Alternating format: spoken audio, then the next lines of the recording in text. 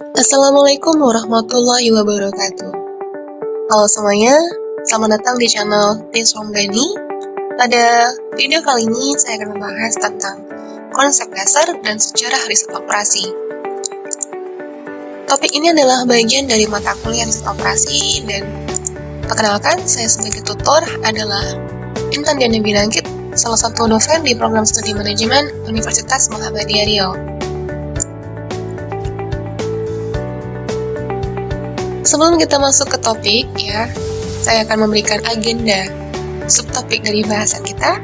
Yang pertama kita akan mempelajari tentang sejarah riset operasi, kemudian yang kedua kita akan mempelajari definisi riset operasi, kemudian yang ketiga adalah kegunaan dari riset operasi, dan yang keempat kaitannya riset operasi dalam bidang ilmu manajemen, kemudian yang kelima model-model dalam riset operasi, dan yang keenam yang terakhir adalah formulasi persoalan.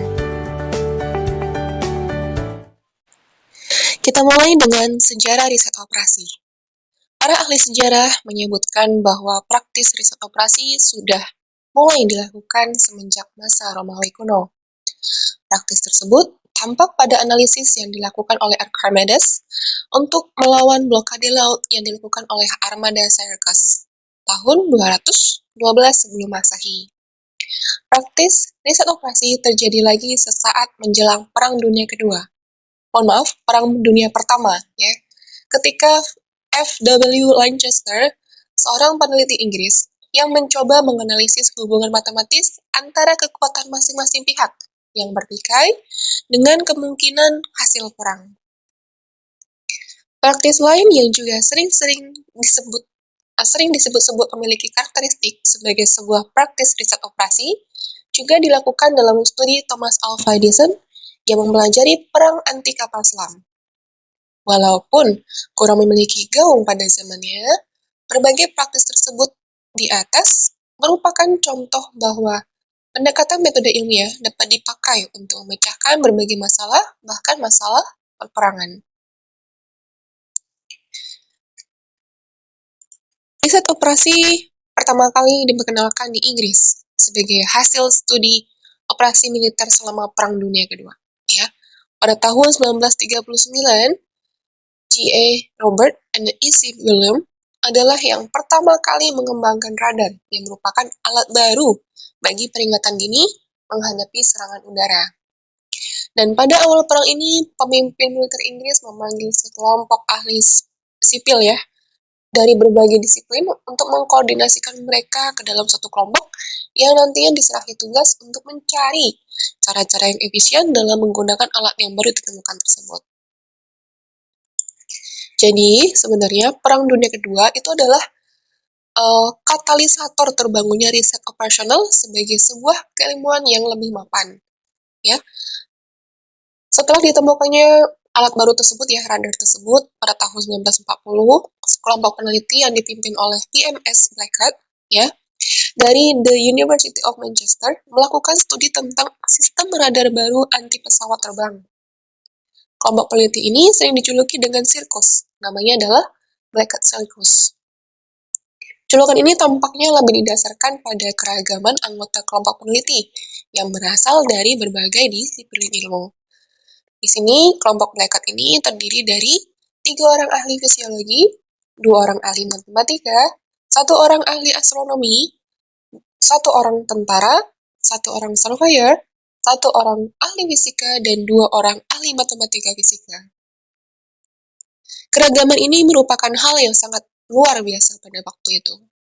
Pada tahun 1941, kelompok Blackett terlibat dalam upaya penelitian yang berkaitan dengan pendeteksian kapal dan kapal selam dengan menggunakan radar pesawat terbang.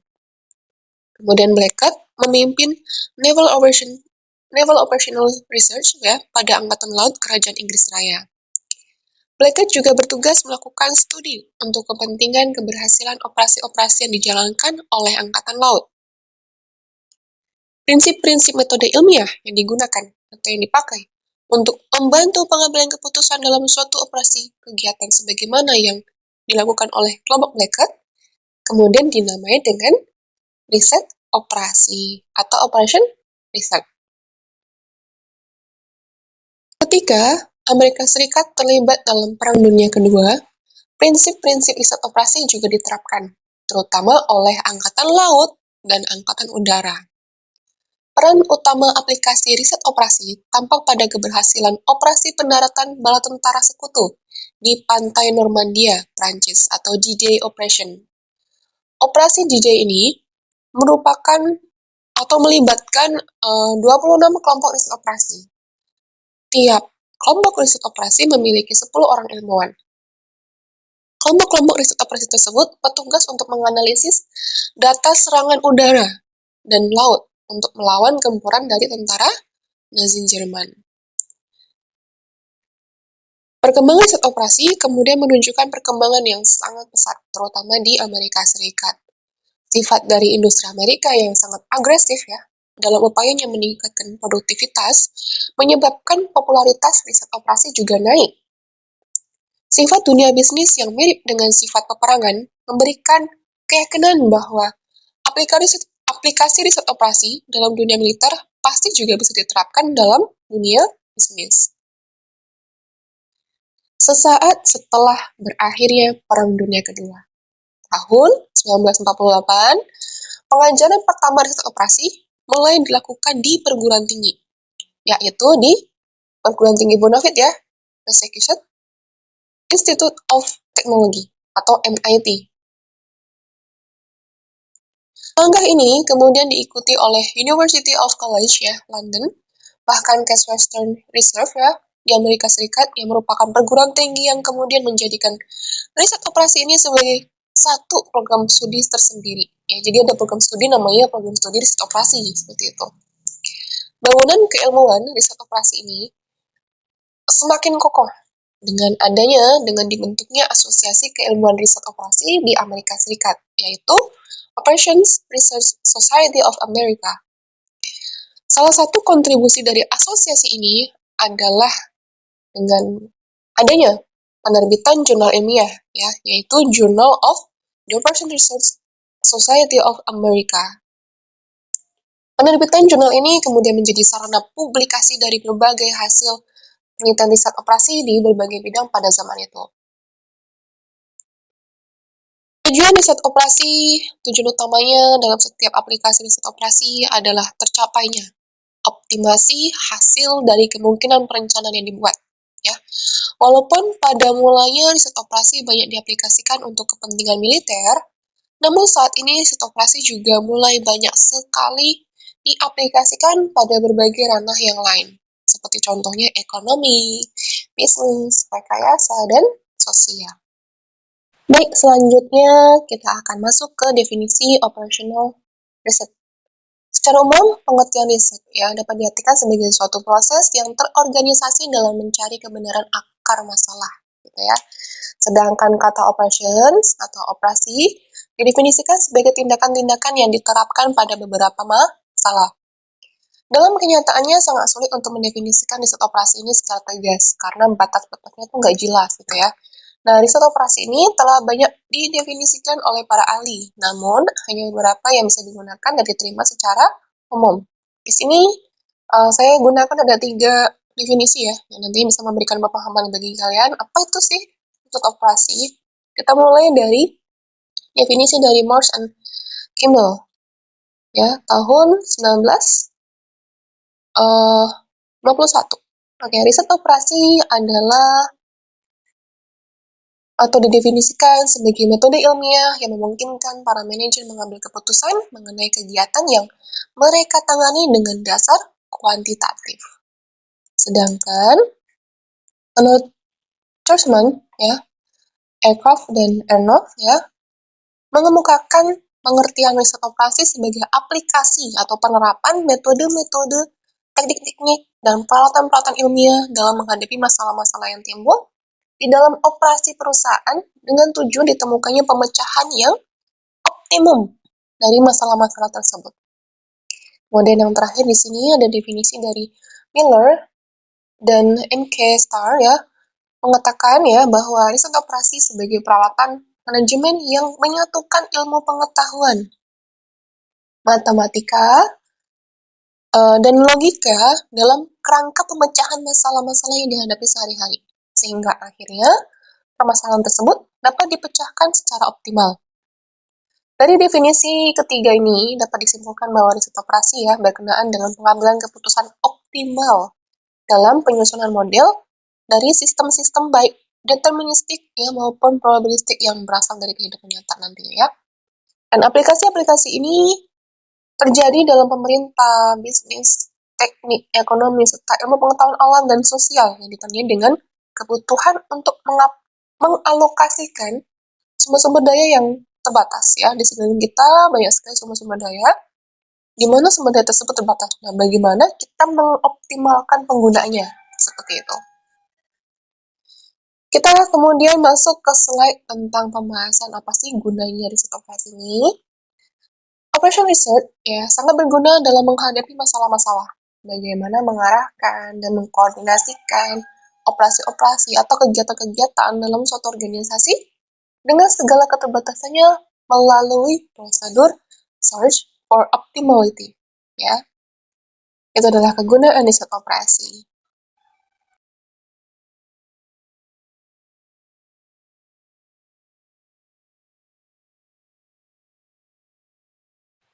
Selanjutnya kita masuk ke pembahasan slide tentang bidang ilmu manajemen. Apa sih keterkaitannya dengan riset operasi?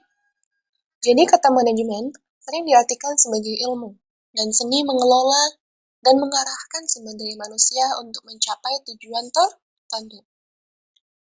Praktik pertama kali manajemen pertama kali disebutkan dalam masa Babilonia kuno, Kode Hammurabi atau Code of Hammurabi yang ditulis oleh Raja Hammurabi dari Babilonia pada tahun 1800 sebelum Masehi membuat ungkapan, jika seseorang bermaksud untuk mempekerjakan seorang buruh tani, maka ia diwajibkan untuk memberi upah sebesar 8 gus gandum tiap tahunnya.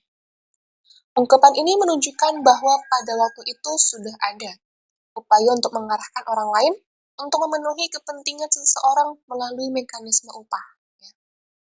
Bahkan praktik pemberian upah ini sampai sekarang masih dilanjut. Perkembangan ilmu manajemen juga selanjutnya dapat dirunut oleh tulisan-tulisan sejarah tentang Nebukadnezar, Plato Alexander Agung hingga sekarang. Pada masa lalu, praktik manajemen terwujud dalam bentuk manajemen peperangan atau manajemen perang Dan saat ini, praktik manajemen meluas ke berbagai ranah, seperti manajemen persediaan dan manajemen perkotaan. Dari berbagai praktik manajemen yang terjadi pada berbagai ranah tersebut, terdapat kesamaan aspek, yaitu adalah aspek perencanaan, pengorganisasian, dan pengendalian.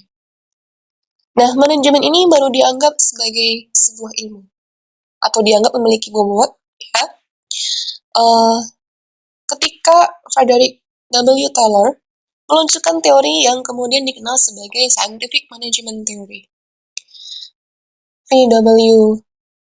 Taylor ini melakukan studi sistematik mengenai keterkaitan antara karyawan dengan pekerjaannya sebagai upaya untuk kepentingan melakukan desain ulang proses pekerjaan. Di dalam scientific management theory ini ada 4 prinsip. Yang pertama adalah 1. Studi terhadap proses pekerjaan saat ini dengan cara mengumpulkan informasi, waktu, dan gerakan kerja serta pencarian metode kerja baru. Yang kedua kemudian adanya kodifikasi prinsip kodifikasi metode kerja baru menjadi suatu aturan dan mengajarkannya kepada karyawan. Yang ketiga, prinsip di mana memilih karyawan yang cakap dan mampu memenuhi tuntutan kerja dari metode baru. Kemudian yang keempat, menentukan tingkat kinerja baru bagi pekerja dan memberikan insentif premium bagi karyawan yang mampu memenuhi target tingkat kinerja tersebut. Selanjutnya, perkembangan teori manajemen berlanjut terus.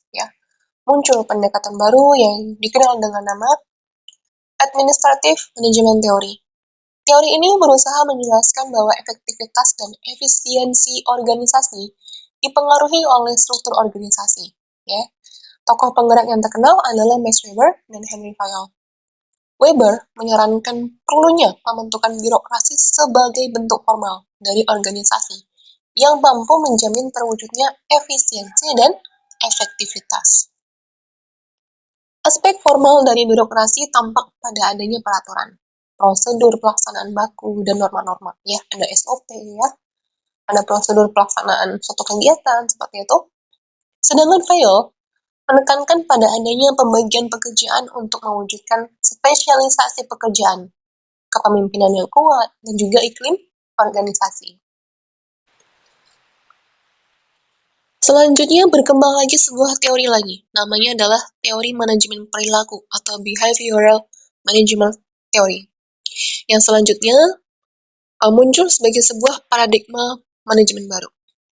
Teori ini menekankan pentingnya aspek motivasi karyawan untuk mencapai tujuan organisasi.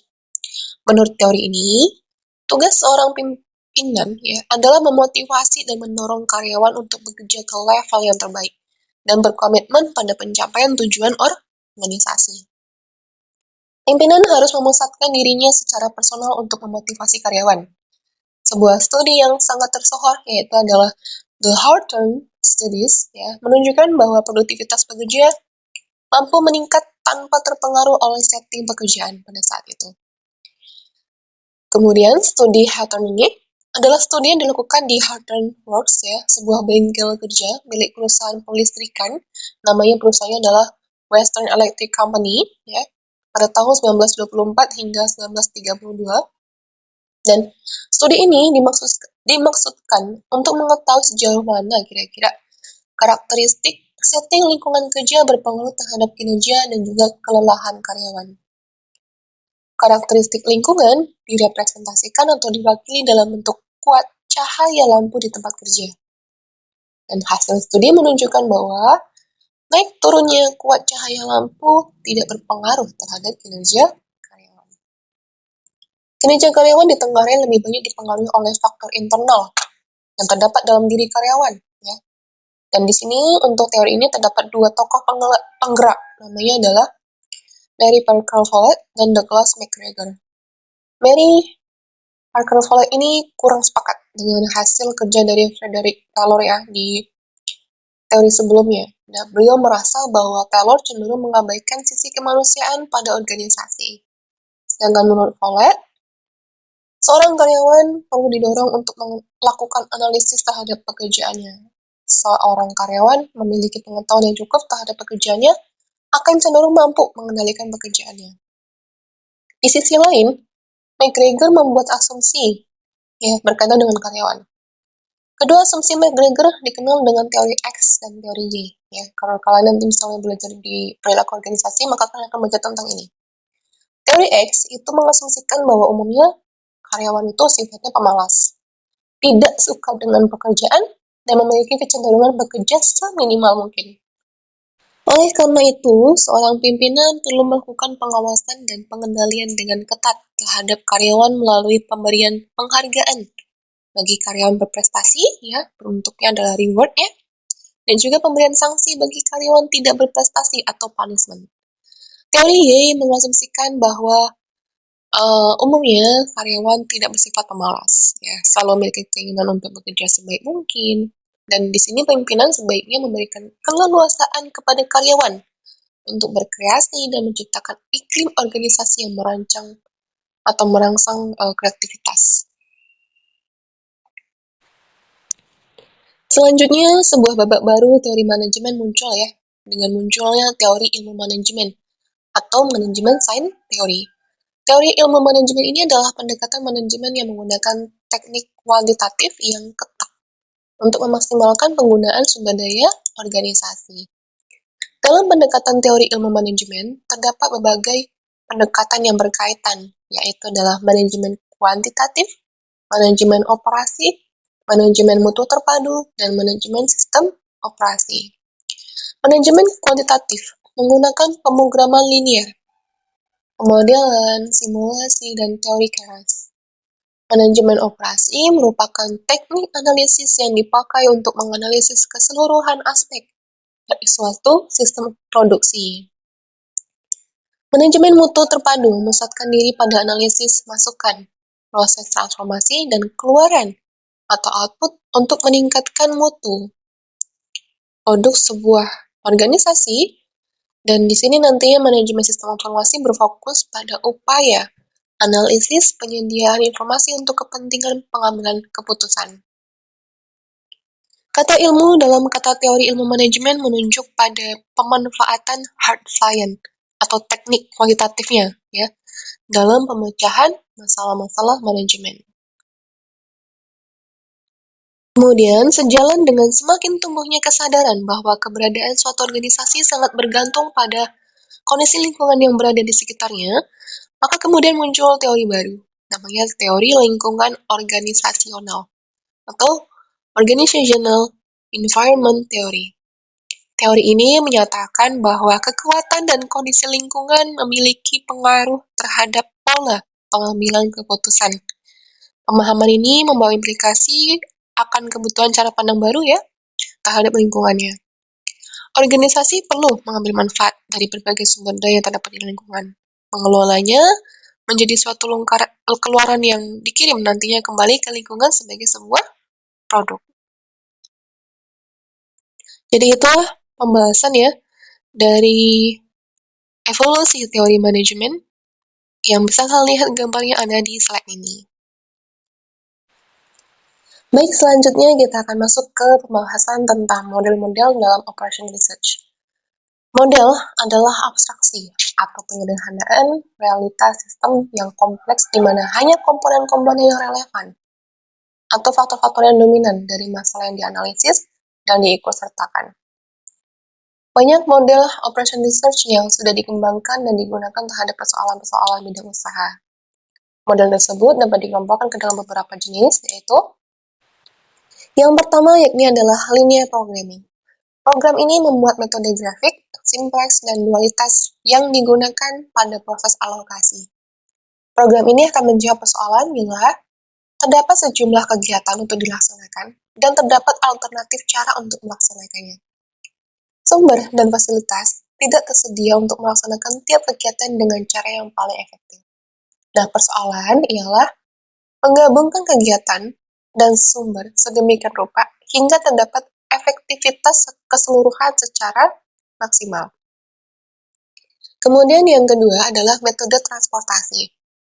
Persoalan ini merupakan bagian khusus dari proses alokasi. Metode ini mempunyai cara sendiri untuk menjawab persoalan alokasi dengan bantuan seperti metode stepping stone, cara modi, dan juga pendekatan Vogels. Kemudian yang ketiga adalah metode penugasan.